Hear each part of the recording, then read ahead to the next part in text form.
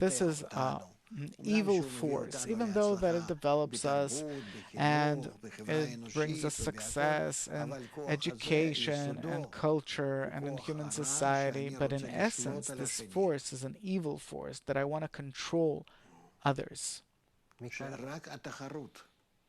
We're only competition. And this is where hatred between people comes from. Yes, but it's not only towards people, it's towards the forces of nature, it's towards God, doesn't matter what. I'll rule. Okay, so back to Yael's question. What's the difference between the general hate among people that we see that's taking on different shapes and the hate towards Jews? Is there a difference? I'd say that here we're jumping into deep waters. The ego that's developing in us, in addition to the animate level, develops us in different ways.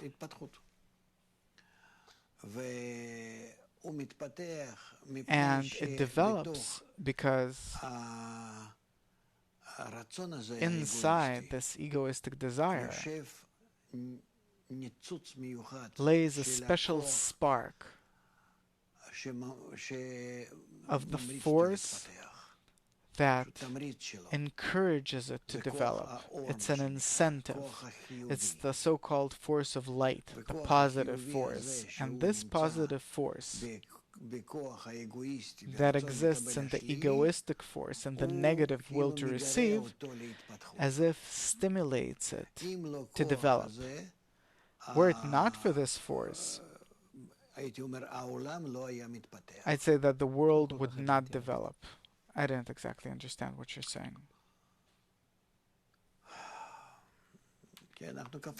Because we jumped into the water. It's not that we went in bit by bit. Okay, so let's go in bit by bit. If so, then we have to explain about nature in general. That there's the positive force of nature, which is called the force of the light, the force of bestowal.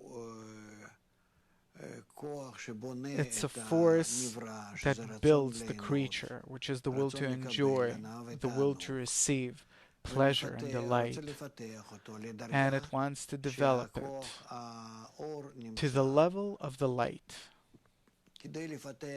In order to develop the creature, the will to receive, to the degree of the force of the light, of the desire to bestow and love, then that force of light inserts its quality of bestowal and love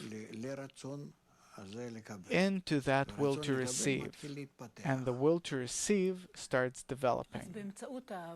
So actually, with the help of love, it develops man. That's the positive force. Yes.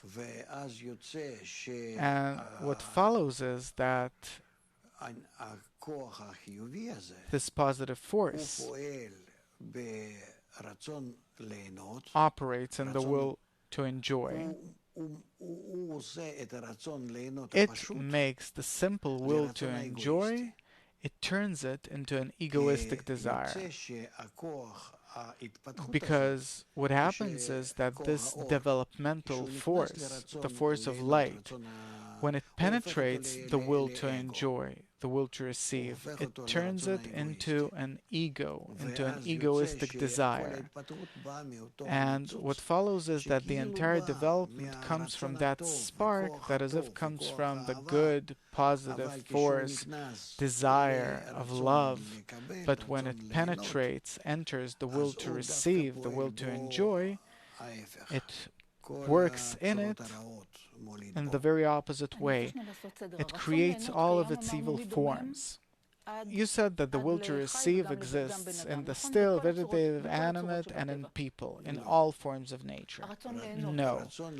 The will to enjoy exists in all of these forms, but it exists in all of these forms besides man as an instinct.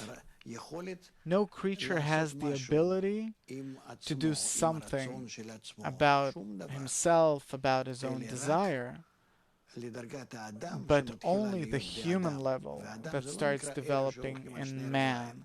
And man isn't considered those walking on 2 feet, but Adam in Hebrew, a human being, is considered he who starts understanding who's operating him and why is he being operated and how can a person make a change in the way that he's being operated.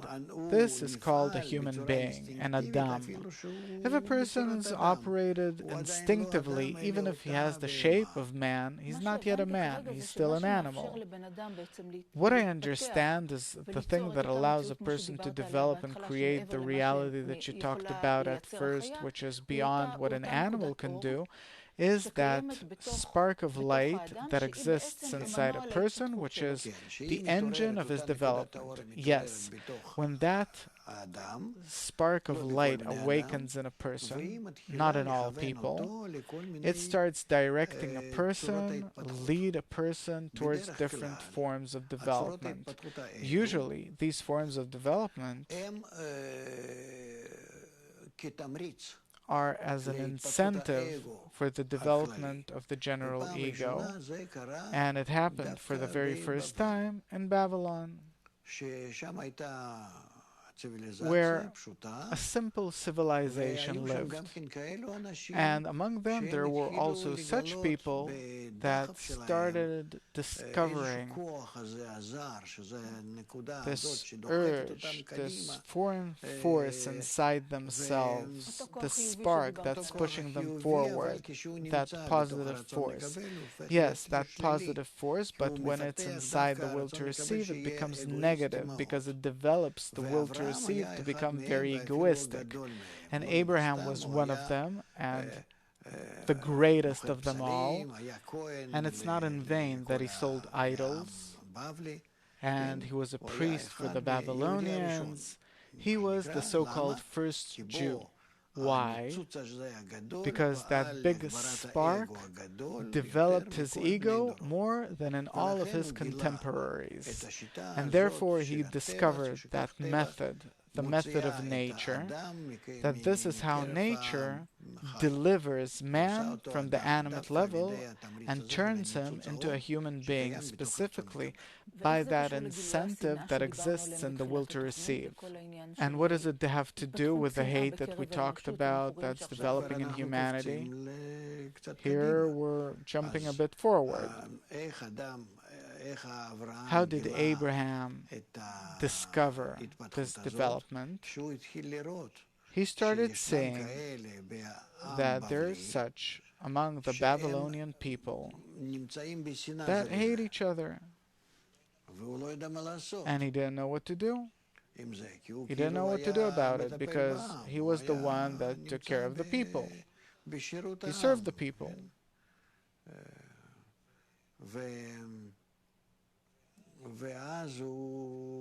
And so he inquired and understood that nature is built in such a way that it has to lead people to the recognition that the will to receive is evil, that it turns into an ego, and that it works in a way that destroys human society and man and life altogether.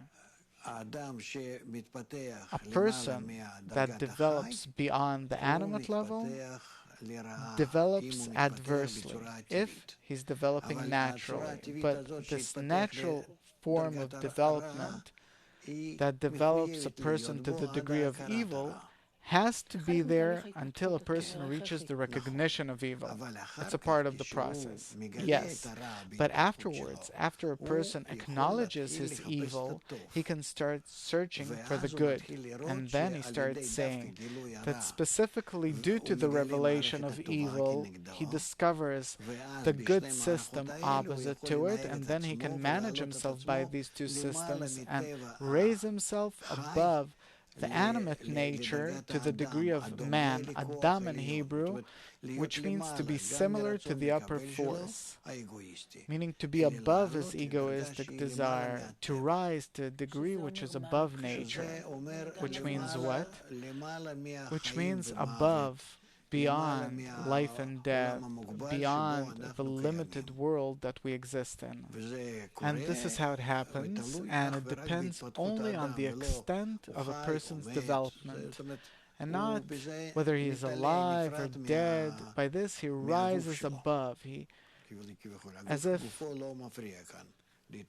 parts with his body no longer stands in the way of his inner development, and he reaches the following level of the development of the desire.